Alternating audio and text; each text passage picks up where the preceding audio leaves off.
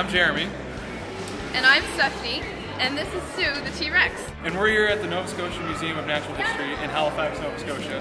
And we're going to talk to you a little bit about the T-Rex named Sue. T-Rexes lived between 65 and 70 million years ago during the late Cretaceous period. During this time, the world didn't look like it did today.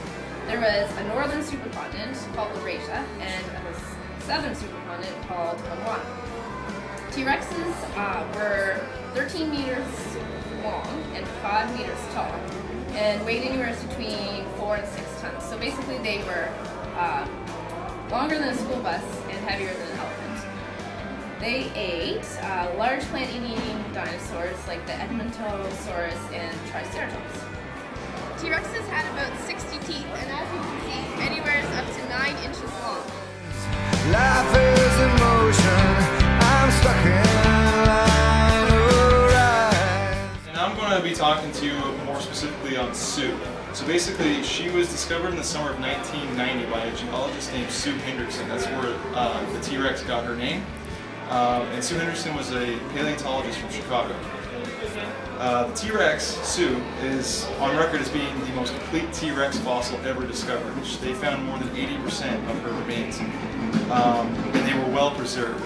And it's believed that Sue was covered by mud and water soon after she died, so that prevented other animals from taking away her remains. And that's why they were all in one spot.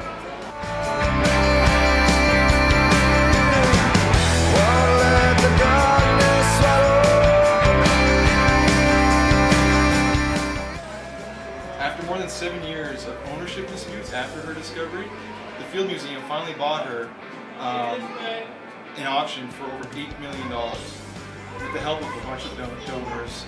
McDonald's, I think, was one of them. And the Field Museum quickly began studying Sue to find all kinds of neat little facts. She apparently suffered multiple injuries during her life, and she lived for about 28 years.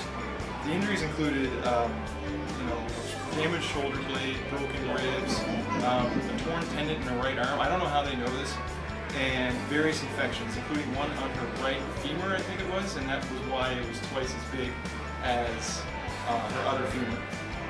And basically, she suffered all these injuries, but she survived them all too.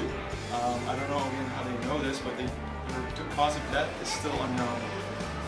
And then finally, the Field Museum opened the Sue exhibit in the year 2000, which is still 3 years after they finally bought her.